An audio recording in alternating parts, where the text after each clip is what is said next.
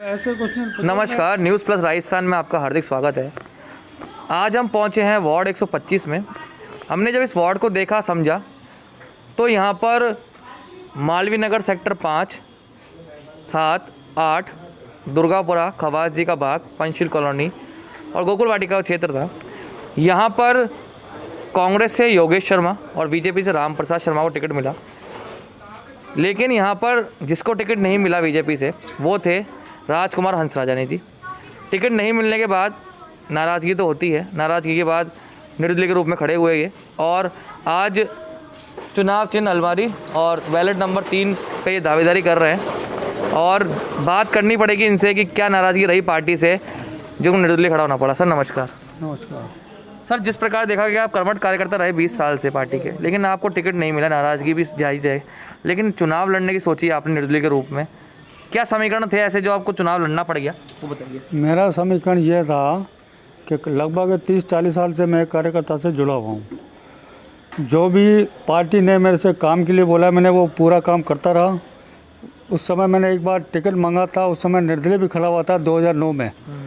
उस समय हमारे मंत्री महोदय कालीचरण सराफ जी, उन्होंने आश्वासन दिया था कि भाई अगली बार तेरे को मौका दिया जाएगा, अभी बैठ जाओ। उसके बाद में फिर 5 साल के बाद में फिर जब महिला की सीट आई, जब मेरी मैसेज किया और मेरे बहू के लिए मांगा, उस समय भी आश्वासन दिया था अगली बार मौका आपको मिलेगा।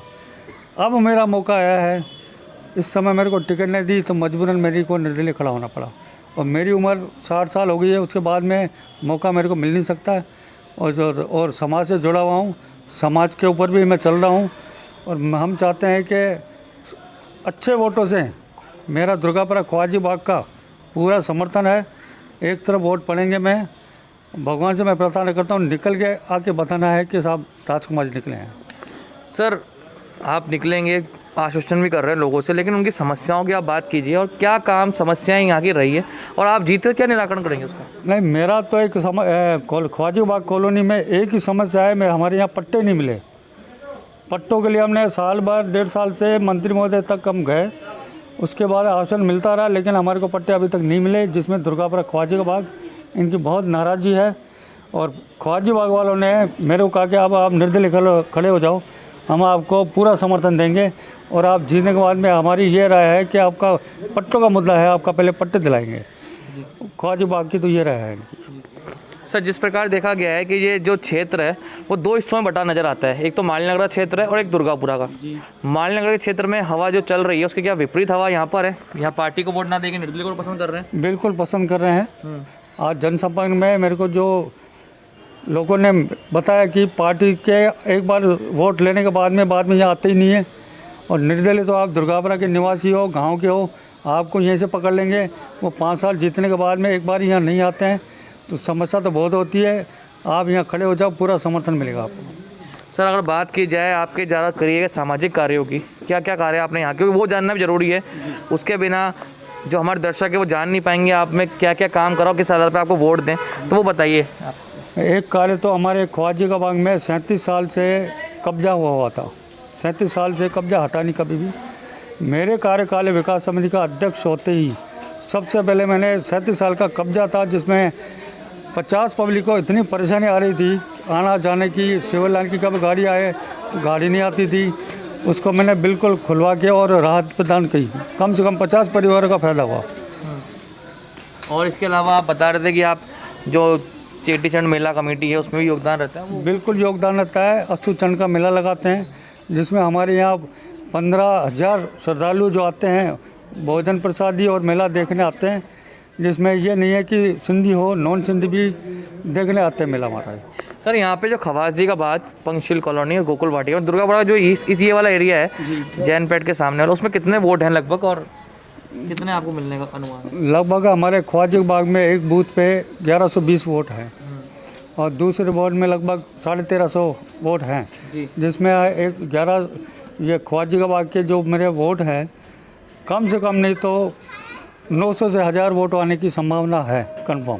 जी सर, आपके द्वारा सामाजिक कार्य जो सबने करे कोरोना काल में, आपने भी कुछ करे होंगे जिसके बेस पे आप वोट अब मांगने जाएंगे तो करें। कौन कौन से कार्य जो आपने करे हैं? मेरा कार्य तो एक तो जैसे कोरोना के टाइम में घर घर में सैनिटाइज किए मैंने, पंचशील, गोकुल वाटिका, ख्वाजी का बाग, मालवी नगर। उसके अलावा मैंने 400 सुबह 400 शाम के टाइम हर गरीब को हर घर में ज़्यादा भोजन बनाए, प्रसादी बना के और मैंने वितरण किया है। 58 साल की उम्र में मैंने मतलब आप ये देखो कम से कम नहीं तो सुबह से रात तक सैनिटाइज की हुई है हर घर घर के अंदर। ये मेरा मतलब बहुत सहयोग रहा है इसमें। तो लगता है वोट में कन्वर्ट होंगे लोग? बिल्कुल कन्वर्ट होंगे साहब, वोट में काफ़ी सेवाएं दी मैंने। सर, अगर आपसे ये बात जानी जाए कि जिस प्रकार से निर्दलीय देखा गया है, जीतने के बाद काम कराने में सक्षम नहीं रह पाते, काम हो नहीं पाता उनके, अगर आप जनता आपको समर्थन देती है और जब आप जीतते हैं तो आप किस प्रकार से वो काम करवाएंगे और क्या आपकी स्ट्रेटेजी रहेगी? नहीं, मेरी स्ट्रेटेजी तो ये रहेगी, सबसे पहले मेरा मुद्दा है कि पट्टा दिलाना है। जबकि शरणार्थी हैं हम, लगभग 60 साल हो गए, पट्टे मिले नहीं हमारे को। पहला मुद्दा तो मेरा है पट्टा दिलाना है। एक सार्वजनिक पार्क भी नहीं है यहाँ, काफ़ी चीज़ों की है, जैसे धर्मशाला है, सामुदायिक केंद्र है, इस टाइप की कोई सुविधा नहीं है। बैठक जब कहीं करवाते हैं तो बैठक के लिए कोई जगह भी नहीं है हमारे यहाँ। तो मेरी समस्या है सबसे पहले तो ये है कि एक तो कम्युनिटी हॉल और अपने जैसे पार्क नहीं है काफ़ी, मतलब हमारे पार्क की जो चीज़ें हैं उसमें अपने कब्जे किए हुए हैं, उनको हटाना चाहता हूँ मैं। अब आप लास्ट में अपनी जनता से अपील करना चाहें, वो क्या रहेगी अपील आपकी? नहीं, अपील तो जनता से मेरी ये है कि मेरे को अगर आप निर्दलीय में अच्छे वोटों से जिताते हैं, आपके गांव का आदमी हूँ, लोकल हूँ, आपकी जो समस्या होगी उसका समाधान मैं यहाँ करूँगा आपको। आप रात को फ़ोन करो या दिन में करो, आपके लिए बिल्कुल हर टाइम 24 आवर्स में तैयार रहूँगा किसी काम के लिए भी। मेरा नाम राजकुमार असराजानी है, चुनाव चिन्ह अलमारी है और बेल्ट नंबर है 3। उसी पे बटन दबाएं और मेरे को समर्थन दें, आगे आपकी सेवा का मौका मिलता रहे मेरे को। तो ये थे राजकुमार हंसराजानी, जिन्होंने बताया किस प्रकार से ये जो क्षेत्र है खवासी का बाग, वहाँ के लोकल हैं, इन्होंने कई सामाजिक कार्य किए हैं। जिस प्रकार से इन्होंने बताया सीवरेज का काम भी इन्होंने करवाया, मंदिर झूला लगा उनके लिए भी करवाया, साथ में पट्टों की समस्या काफ़ी बनी हुई है यहाँ पे। कई बार विधायक रह गए यहाँ पे, 7 बार से विधायक है, लेकिन कुछ समस्या का निस्तारण हो नहीं पा रहा था। साथ में जो उनका मुख्य उद्देश्य है निर्दलीय लड़ने का, वो खुद के सम्मान की रक्षा है। 3 बार से टिकट मांग रहे थे ये, अब उनकी उम्र 60 वर्ष हो चुकी है, अगली बार टिकट मौका मिले चाहे नहीं मिले, इसलिए सम्मान की रक्षा के लिए लोगों के समर्थन पे ये निर्दलीय खड़े हैं। एकमात्र निर्दलीय उम्मीदवार है वार्ड 125 से। आपने देखा इनको परखा, कोरोना चल रहा है, आप लोग घर से बाहर नहीं निकल सकते, लेकिन न्यूज़ प्लस राजस्थान आपको इसी प्रकार से प्रत्याशी से मिलवा रहा है। आप देखिए घर बैठे इनके प्रत्याशियों को, परखिए, समझिए इनको, और आपको अगर पसंद हो ये प्रत्याशी, आपको लगे कि इसको वोट डालना चाहिए, तो हमें कमेंट कीजिए, बताइए क्यों पसंद है। और इनका चुनाव चिन्ह है अलमारी और बैलेट नंबर 3 है। हम इसी प्रकार से आपको और भी खबरें दिखाते रहेंगे और रूबरू कराते रहेंगे प्रत्याशियों से। अभी के लिए इतना ही, धन्यवाद।